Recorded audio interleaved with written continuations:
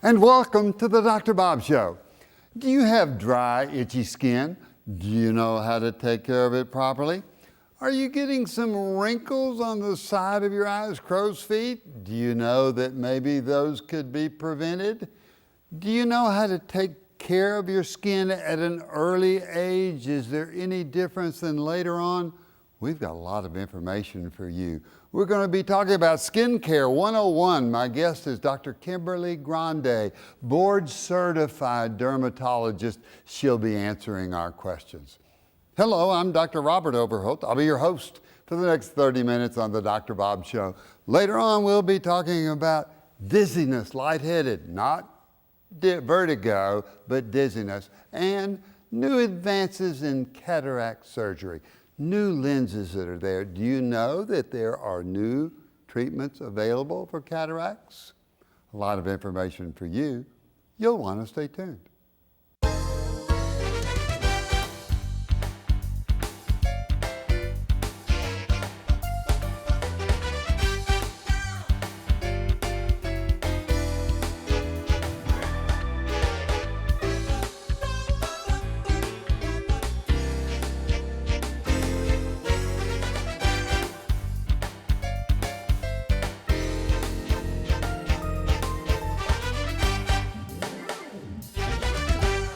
We're talking with Dr. Kimberly Grande, board-certified dermatologist, and she's going to be answering our questions.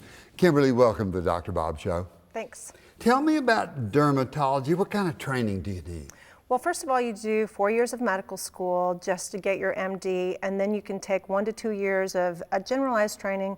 I did 2 years of internal medicine to kind of know the full body well, and then you do 3 years of dermatology training beyond that, and then of course one can specialize for 1 to 2 years beyond general dermatology. So wow, you have to have a lot of training, and it's important because you have to have understanding of illnesses. Let's get down to basics. Skincare 101. If somebody has dry winter skin and is sort of scaly and it's just dry skin, it itches, what do you tell them to do? Is that common? Oh my gosh, it's completely common, and it's common for several reasons. One is dry weather. I mean, when it gets cold out and you turn your furnace on, you have lower humidity and the skin naturally gets a little drier. There's medicines that certainly cause it. For example, the cholesterol-lowering medicines can make your skin drier. Is that right? They can make it drier? Absolutely, and there's several others, and certain disease states, such as having an abnormal thyroid function, can make it drier as well. Overactive or underactive thyroid? Actually, both. Actually, both of them. Most common would be a low thyroid, dry skin, tired all the time, and dry itchy skin. Is that right? That is correct. So, if somebody doesn't have thyroid problems and they're not on cholesterol medicines or they don't have any medical problems, how do you teach people to start taking care of their skin to get it soft like a baby's? Well, first of all, you have to kind of know when to put your moisturizers on. It's all about moisturizing on the outside, but don't forget about hydrating yourself on the inside. So remember that the general rule is 8 ounces of fluid a day, so it could be water or whatever, but you need to definitely have plenty of fluid because your skin cannot hydrate if you're dehydrated internally. So, do people neglect that frequently? Well, I think that we all probably don't drink quite I don't drink enough water. Maybe that's why I've got dry skin. So 8 ounces of water or liquid of some kind. So you drink your water, and then that's from the inside. What do you do from the outside? So the best time to actually hydrate your skin is right after you shower, so your skin's still damp, and then you actually we have some suggestions about particular moisturizers because there's some that are definitely better than others. Let's walk back into the shower. In the shower, what kind of water should we have? Should it be hot, dry? How long should we stay in there? What kind of soap should we use in there? Great question. You definitely want some medium temperature water. Too hot of water definitely dehydrates the skin, and the longer the bathing that you do, the more dehydrated the skin gets. It seems sort of backwards, but that's the case. So you get in and get out of tepid water when you take a shower? Comfortable, yeah. What kind of soap inside the bath shower? Well, there are several different kinds. Now, you know, a bar soap is good. If you can get a non-deodorant soap, probably that's better. So one that, for example, Dove unscented is one that we recommend for a bar soap. But there's some new technology in moisturizers and cleansers that actually help add the moisture back into your skin that are kind of sustained release. So even though you may take a 10-minute shower, if you use the right cleanser and moisturizer, you can have 24-hour duration of moisturization on your skin just by your 10 minutes worth of soap in the shower. When I look at the store, I see Dove, I see the unscented Dove, but I also see a lot of lotions and creams and moisturizers in a bottle to take as body wash. Are those good? Yes, they are. And it kind of is a personal preference, but actually the cleansing lotions, the liquid cleansers are oftentimes much better for your skin than the bar soap.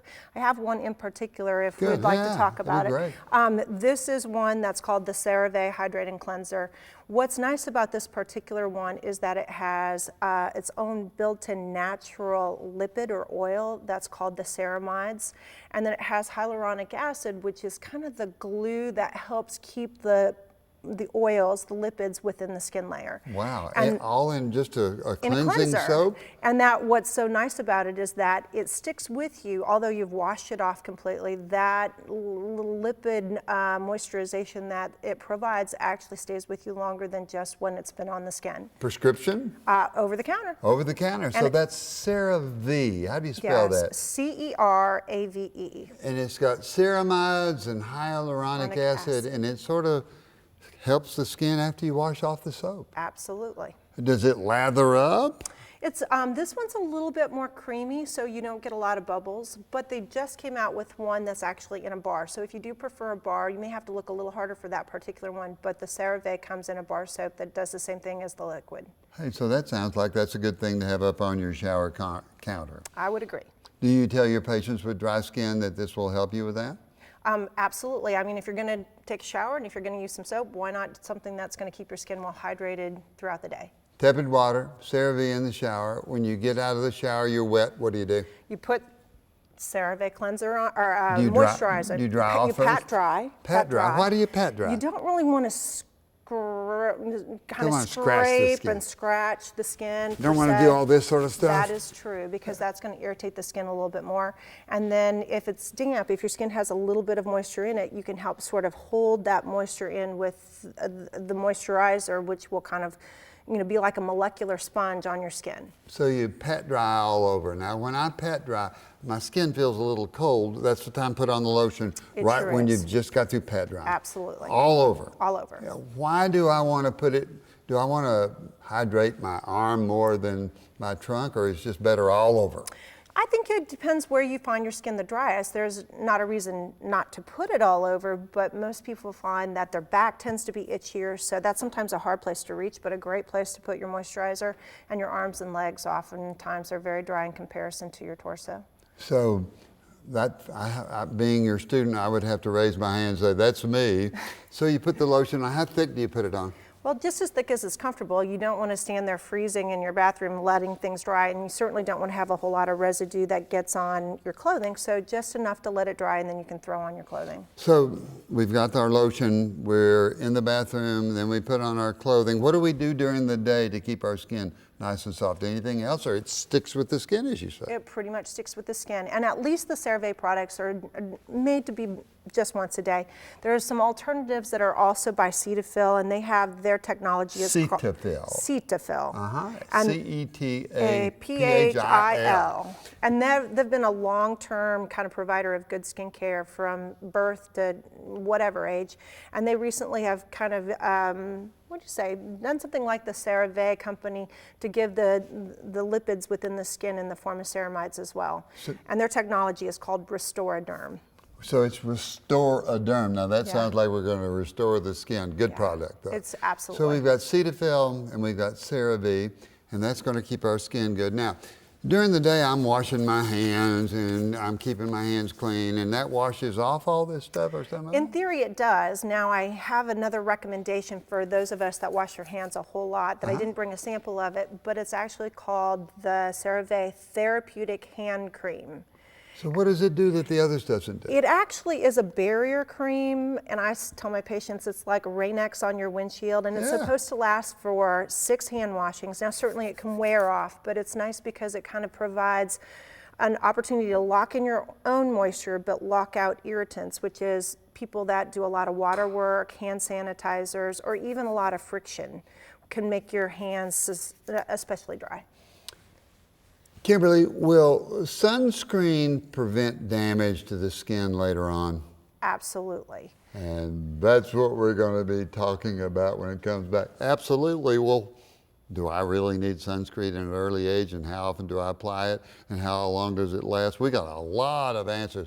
You've got the best teacher in the world here. Stay tuned. We'll be right back.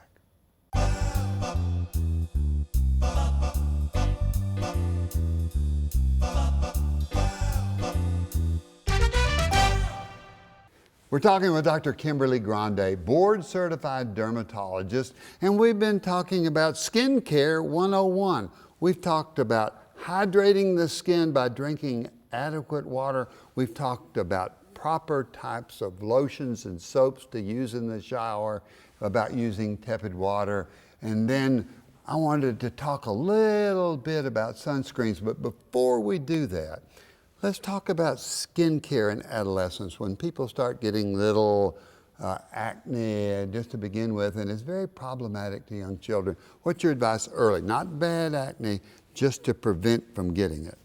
Well, first of all, you have to remember that why do you have acne? It's usually the onset of puberty or hormones, and that there's been a big push by the American Academy of Dermatology to inform the public that people are getting acne far younger than they used to. Now it's about age 8 as opposed to age 10 or 12. So we really need to start educating our young children and our parents to help the young children on just cleansing their skin. You know, you learn to brush your teeth at a very young age, but why don't you cleanse your skin? But particularly when you're starting to notice that the hair is getting a little oilier or the skin is getting a little oilier, somewhere between 8 and 10 years of age in most children, you would start just cleansing your skin twice a day. With what? The same old soap that we had, special kind of soap, special kind of something to take away the oily skin, or just wash your face? The prepubertal child actually needs something very mild, nothing from an acne cleansing standpoint. You just want a very mild soap. Example of a mild soap. Dove cleanser. You can do a bar soap, you can do a liquid soap, but you want something very mild. The Cetaphil, just general cleanser, or the Cerave gentle cleanser would be good too. So what I'm hearing, the companies that we talked about early are sophisticated dermatology product companies, and they have the same thing for when we're going through puberty. So you wash twice a day, first thing in the morning before you go to bed? That would be great. And the one thing to remember is that now the new technology is coming out with these little medicated wipes, or these things that people think that they can almost forget soap and water and then just pick up a little wipe and wipe off their skin, cosmetics and such. There's a lot of people that are becoming allergic to those wipes. So we don't want you to use those wipes instead of just, plain water and a cleanser.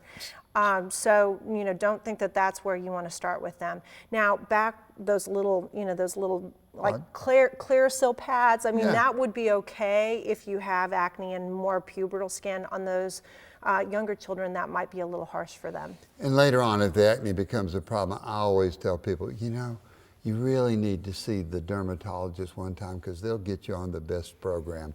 I want to switch over to sunscreens. Now, everybody says you ought to start wearing sunscreens at an early age, but people's skin look fine to me at an early age. They get a little sunburned. Is that hurting later on? Oh my gosh, it's so important, because actually the sun that you get at, they say, 18 or younger in the pediatric time period really will come back to haunt you sometimes 50 years later. It's those blistering sunburns that you got as a child that will end up being your squamous cell carcinoma or your melanoma when you're 50.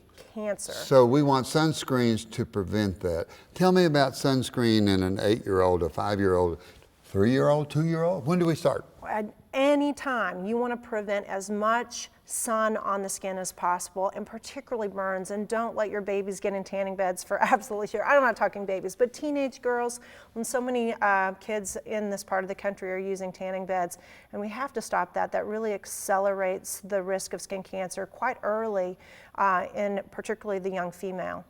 But we do want to protect our skin very, very early, and that just a light moisturizer with a sunscreen from any time. You know, again, just putting that into the daily regimen, just like brushing the hair, brushing the teeth, and then putting on a little light moisturizer sunscreen on exposed skin would be so important. I see the term SPF. What does that mean? Well, SPF is a sun protection factor, and it only measures UVB protection, which is UVB is the wavelength of the sun that actually causes the burn.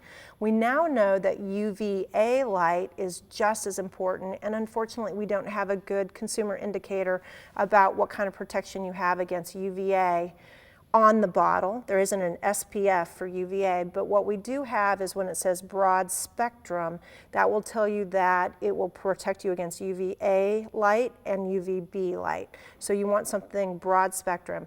The American Academy of Dermatology has changed their recommendation about 2 years ago that said a daily sunscreen needs to be an SPF of 30 or higher. So we want 30 or higher. Now, would you ever recommend a 50 or a 60, or do we stay at 30? And when we put it on, what do we expect? I want to learn about SPF 30s. That is a very good question, because SPF, remember, only measures UVB. So in theory, a 30 or higher would be good, but here's what I tell my patients. If you have a higher sunscreen, you have more of a physical block as opposed to a chemical screen. So if you think of shutting a door as opposed to having a screen door, will light get through a screen? Yes. Will it get through a door? No. So if you have a higher SPF, you likely have a physical block which will protect you for sure much more against the UVAs and the UVBs. Name me a good sunscreen. You know, when you walk in the store when it's summertime, you just see all sorts of possibilities. Name me a couple of good ones. Well, I think Neutrogena is actually quite good. They have a little patented chemical called Helioplex that actually gives you, from a chemical standpoint, a little gap between the typical UVA and UVB spectrum of sunlight that many sunscreens don't provide you. So I oftentimes recommend for that when you're going fishing or when you're going to be out at the ball game, that you could shoot for a Neutrogena product. But you also want to put on sunscreen every day, and that you have to put on extra if you're going to be out knowing that you're going to have extra sun exposure that particular day, that your daily sunscreen won't be enough. So let's say I wake up in the morning, I put on some sunscreen, but then I'm going to go outside to the lake and I'm going to jump in the water and I'm going to be out in full-blown sun in the middle of the day, and it's on the top of my head and it's on my face and the whole body. How often should I reapply? Every 2 hours, unless you're toweling off or sweating. If you're doing those things, you actually have to reapply sooner than that. Your sunscreen only lasts for about 2 hours. How about children in recess in school when they're going outside and it's hot and it's warm? It's not in the midsummer because they're not in school. But how about when they go out and play or recess time? Well, to be practical, you'd probably put it on your child before they go to school and hope that they haven't sweated off before the end of the day. But if you are there on Saturday, they have your sunscreen on in the morning, and then you go out to the soccer game at 2 o'clock. You definitely need to reapply before the soccer game. Is there something about the angle of the sun and the amount of sun you get? And if you put on too much skin block, is there problems with like vitamin D and bones and osteoporosis? Do we have time to go into that? I would love to tell you about that. That's a complicated situation, but there's enough evidence to support that ultraviolet light exposure, sunlight, causes skin cancer. The jury is still out with many sort of scenarios about how much vitamin D we actually need to be healthy. But with that being said, we recommend, American Academy of Dermatology recommends wearing your sunscreen on a daily basis and taking a vitamin D supplement as opposed to exposing your skin to light, because we know that's the damaging way to get your vitamin D levels up. Kimberly Grande, you're a phenomenal teacher. You've got so much information in your head, and it's no wonder with all the training you've got. But thank you for coming and educating us at the Dr. Bob Show. Will you come back and talk with us again, maybe about some conditions like eczema or maybe some other conditions where we have to take away the itching and the dryness of the skin? It would be my pleasure. And I would look forward to it. Wow, a lot of information. Thank you, Dr. Grande. Now you're going to want to stay tuned because we're going to be talking about lightheadedness and dizziness, not vertigo, and we'll also be talking about new advances in cataract surgeries. What are they? And don't you just replace the lens? Not new lenses. You're going to want to stay tuned.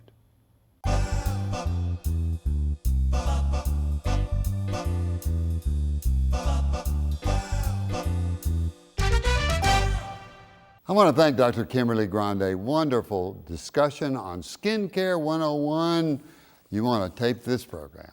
And now for questions from you, the viewer, that I think will be important to your health. Question number 1, Dr. Bob, I just feel lightheaded. I feel like I'm floating. I feel giddy. Am I having vertigo or what is the problem? You know, vertigo, a lot of people have had, the room spins around. We're not talking about that. We're talking about a feeling of floating and giddiness. And it's not a really simple problem. It's where sometimes the brain is not getting enough blood. Where can that be? Sometimes the heart is beating so fast that it doesn't have time to fill up, to throw blood out to the brain, which needs the blood supply, and so the brain starts feeling lightheaded and giddy.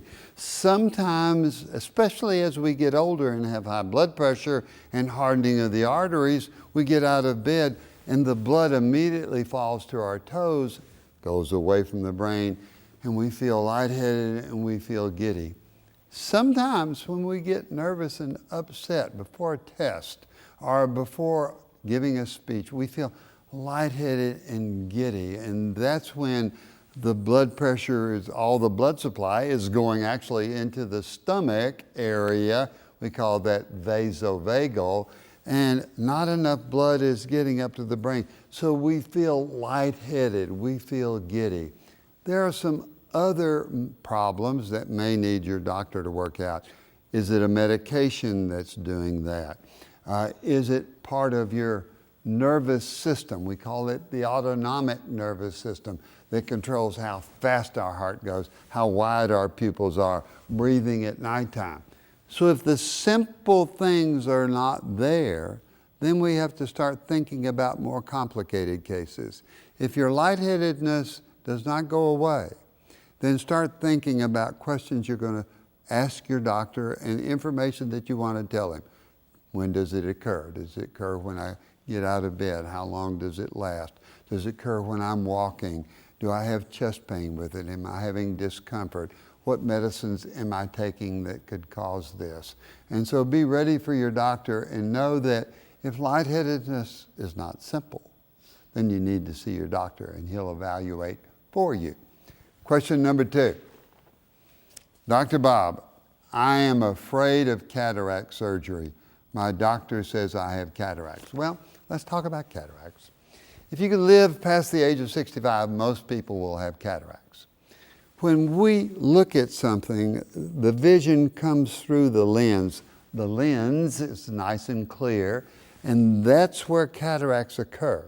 The lens, instead of being nice and soft and clear, becomes sort of dehydrated, sort of like a window that's opaque, and it starts gradually occurring where the person doesn't really know it's really occurring.